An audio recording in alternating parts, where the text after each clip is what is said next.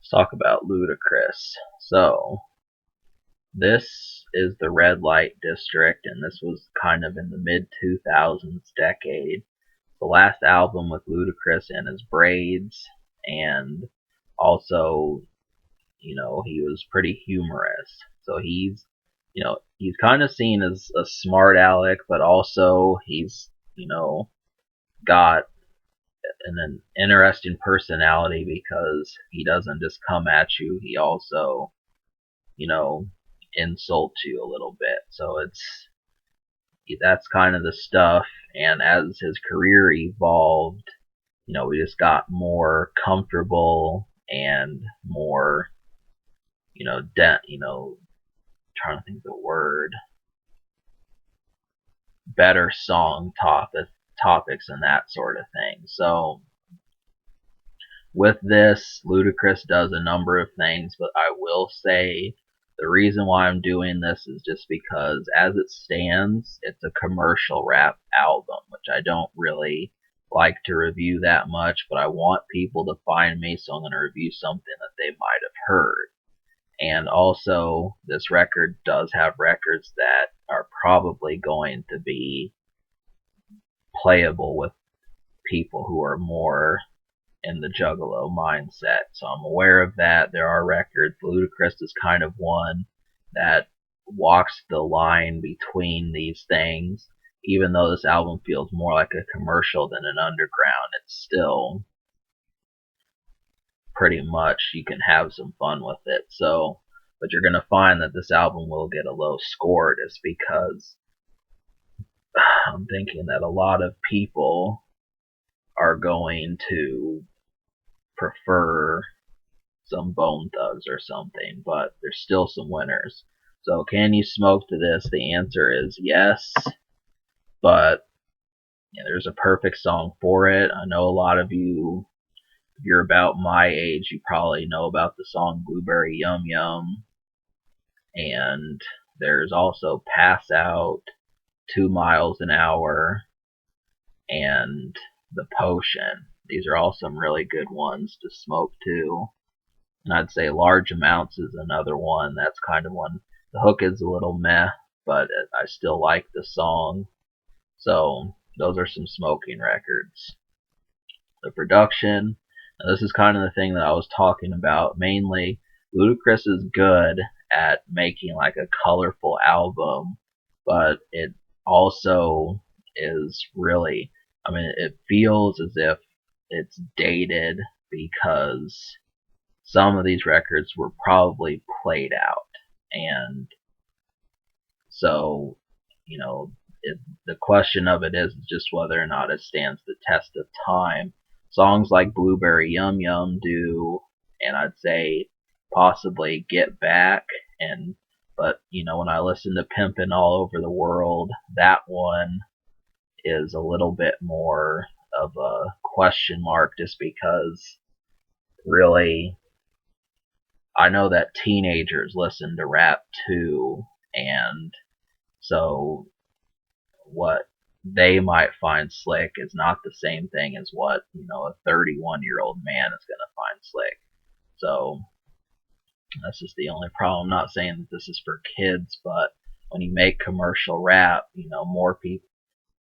There's people that listen to the radio, but you just have to make the jump to the slicker stuff. So the Unheard Songs are, there's 4 songs out of 14 that I liked. 2 skits, there's 16 on here, 2 skits, that's 14. There are 5 songs that I liked. So you need to listen to Get Back, Blueberry Yum Yum, Pass Out, 2 Miles an Hour, and Hopeless. Now, 2 Miles an Hour is really airy. It's just mellow as shit. It's a good one to cruise to, obviously. And Blueberry Yum Yum's the smoking song. Pass Out's a good one. That feels like a club record. And Hopeless that one's a little bit off key, but it still feels like a good smoking song, surprisingly.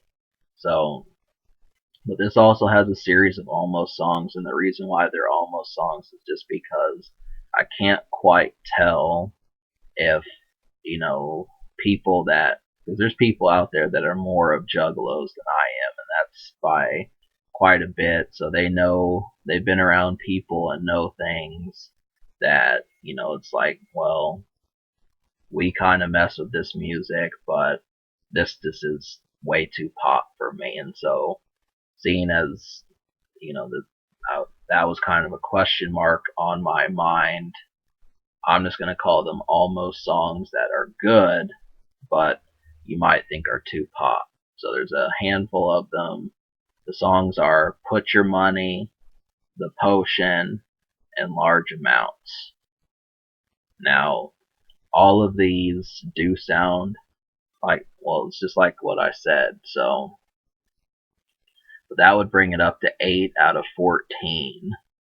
There's also another one called Number One Spot, and it's got like this Austin Powers themed instrumental.